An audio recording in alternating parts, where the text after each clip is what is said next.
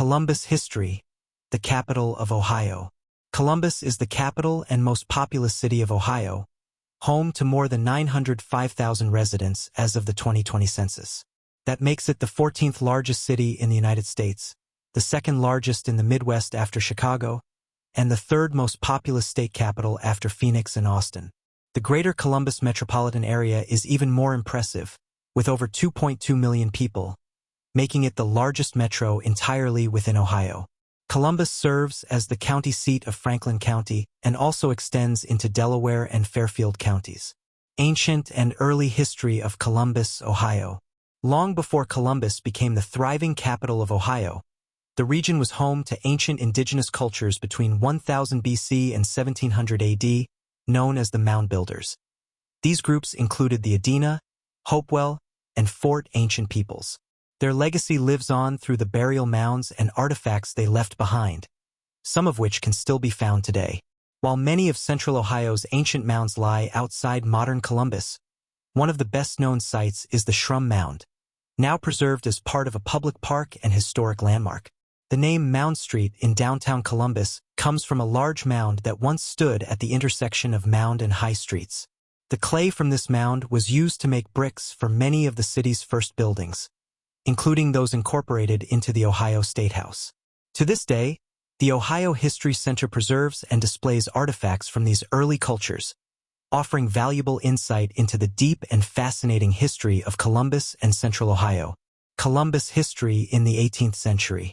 During the 1700s, the land that would later become Columbus was part of the Ohio Country.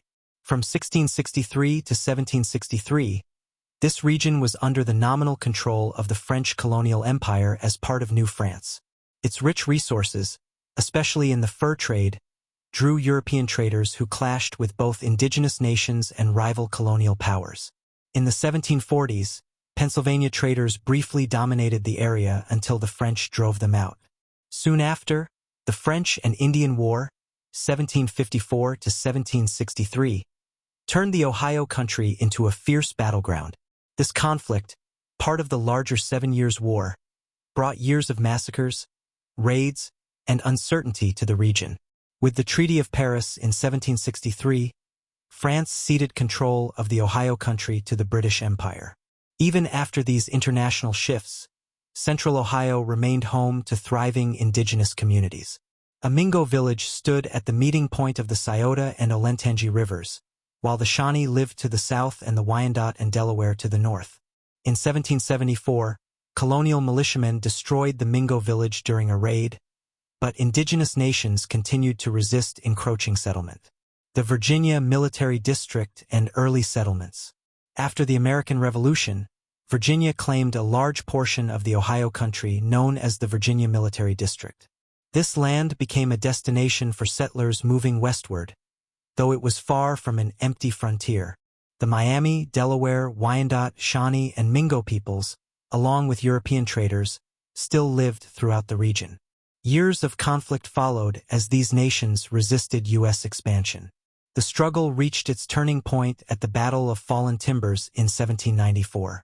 The resulting Treaty of Greenville in 1795 forced indigenous nations to cede large portions of Ohio, opening the way for permanent settlements. By 1797, a young surveyor from Virginia, Lucas Sullivan, established a settlement on the west bank of the Scioto and Olentangy rivers. Inspired by Benjamin Franklin, he named the community Franklinton. Although a devastating flood in 1798 wiped out the first version of the village, Sullivan rebuilt it further inland, ensuring its survival. At the same time, Congress set aside a vast parcel of land called the Refugee Tract, designed for Canadians and Nova Scotians who had supported the American cause during the Revolution but lost their homes and property to the British. Spanning 103,000 acres, this land would eventually include the site of the Ohio State House, right in the heart of Columbus today. Columbus history in the 19th century. After Ohio achieved statehood in 1803, political leaders struggled to settle on a permanent state capital. The seat of government shifted from Chillicothe to Zanesville and back again, until lawmakers decided to build an entirely new city in the geographic center of the state. Franklinton, Dublin, Worthington, and Delaware were all considered, But in 1812, the legislature chose land across from Franklinton at the forks of the Scioto, an area once known as Wolf's Ridge. The new city was named Columbus, honoring the explorer Christopher Columbus. Incorporated as a borough in 1816, Columbus had a rough start. Disease outbreaks were common, including a devastating cholera epidemic in 1833 that killed around 100 residents and led to the creation of a city board of health. Isolated from major waterways and trade routes, the city initially grew slowly. But the arrival of the National Road in 1831 and the Ohio and Erie Canal soon transformed Columbus into a growing hub. Waves of immigrants, particularly Irish and German settlers, added to the city's diversity. Germans built breweries, churches, and institutions like Capital University, leaving a lasting mark on what became known as the Old South End. By 1834, Columbus had a population of about 3,500 and was officially chartered as a city. John Brooks became its first elected mayor, and just a few years later, in 1837, Columbus annexed neighboring Franklinton. The arrival of the railroads further accelerated growth. The Columbus and Xenia Railroad reached the city in 1850, followed by the Cleveland, Columbus, and Cincinnati line in 1851. By 1875, 8 railroads connected Columbus to the rest of the nation. The mid-1800s also highlighted Columbus's role in the fight against slavery. The city was an active stop on the Underground Railroad, with Baptist preacher James Preston Poindexter leading efforts to shelter freedom seekers. During the Civil War, Columbus became a key Union Army base, housing 26,000 troops and as many as 9,000 Confederate prisoners at Camp Chase, now part of the Hilltop neighborhood. More than 2,000 Confederate soldiers are buried there, making it one of the largest Confederate cemeteries in the North. Education also reshaped the city. In 1870, land from the Neal family estate became home to the Ohio Agricultural and Mechanical College, which grew into the Ohio State University, now one of the largest universities in the country. By the late 19th century, Columbus was thriving as a manufacturing powerhouse. The Jeffrey Manufacturing Company supplied coal mining equipment nationwide, while the city earned the nickname Buggy Capital of the World thanks to more than 24 buggy factories, including the Columbus Buggy Company founded in 1875 by C.D. Firestone. Brewing also became a major industry, though the rise of the Anti-Saloon League in nearby Westerville limited its long-term growth. Columbus was equally significant in the labor movement. Samuel Gompers founded the American Federation of Labor in the city in 1886, while the United Mine Workers of America was established in Columbus in 1890. In steel, industrialist Samuel P. Bush led Buckeye Steel Castings, cementing the city's place in the era of American industrial expansion. By the end of the 19th century, Columbus, Ohio, had transformed from a small frontier settlement into a thriving industrial city, setting the stage for its rapid growth in the 20th century. Columbus history in the 20th century. At the dawn of the 20th century, Columbus was already a city of innovation.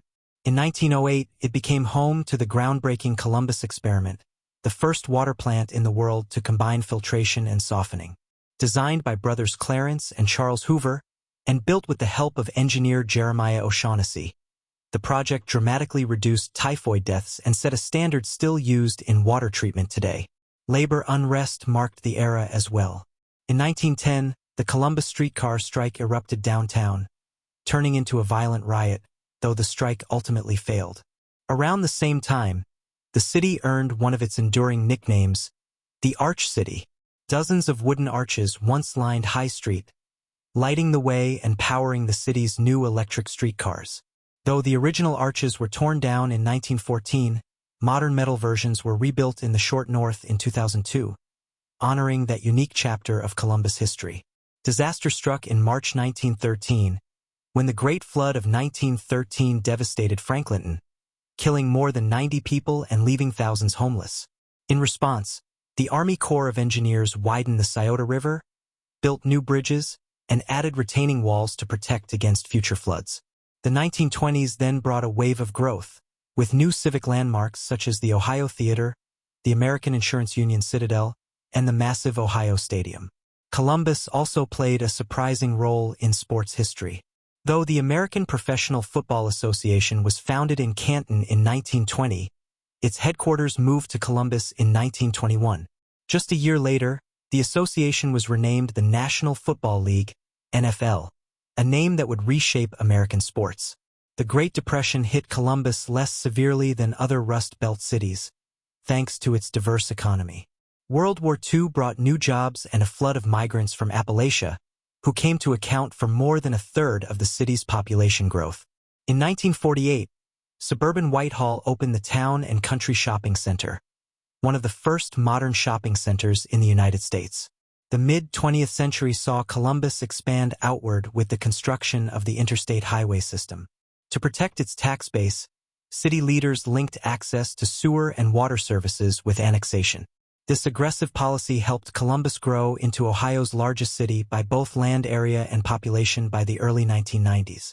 Urban renewal reshaped downtown in the 1970s, sometimes at the expense of architectural heritage.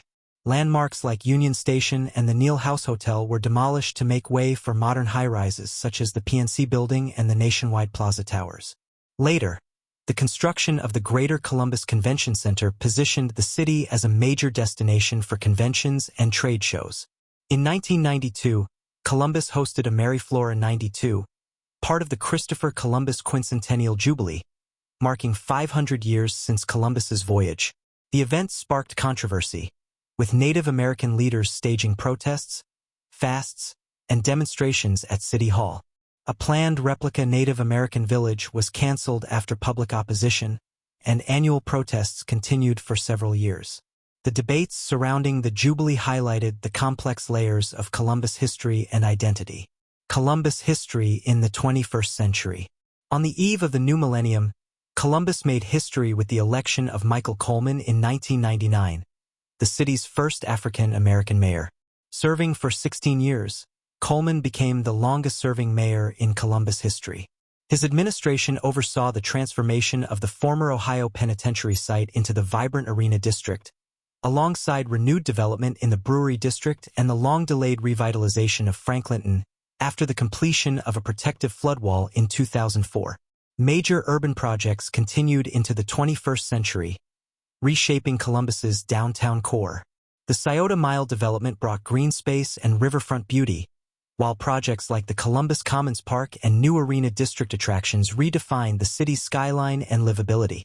However, the 2010 foreclosure crisis forced the city to step in, purchasing and addressing vacant properties at significant cost. The COVID-19 pandemic struck Columbus in early 2020, shutting down businesses and emptying once bustling downtown streets. Between 2020 and 2022, life in the city slowed dramatically. Yet by late 2022, Columbus experienced one of the fastest downtown recoveries in the nation, with foot traffic surpassing pre-pandemic levels. The year 2020 also saw months of protests following the murder of George Floyd, as residents joined nationwide calls for justice and reform. Columbus has not been untouched by tragedy. In June 2023, a mass shooting in the Short North injured 10 people. In 2024, the city faced a ransomware attack claimed by the hacker group Residia, sparking legal and political controversy after sensitive victim data was leaked. That same year, a hate group calling itself Hate Club marched through the city carrying swastika flags, underscoring the challenges Columbus continues to face with extremism and hate-fueled incidents. Yet alongside these trials, Columbus has embraced growth and innovation.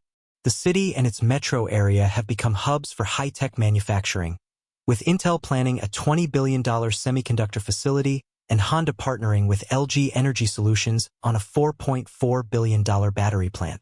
These projects promise to shape the city's economy and identity in the decades to come. From its indigenous roots and frontier beginnings to industrial expansion, civil rights milestones, and cutting-edge technology, Columbus history reflects both the struggles and resilience of Ohio's capital. If you've enjoyed this journey through Columbus history, make sure to subscribe to History Love, your go-to YouTube channel for exploring the fascinating stories of the past.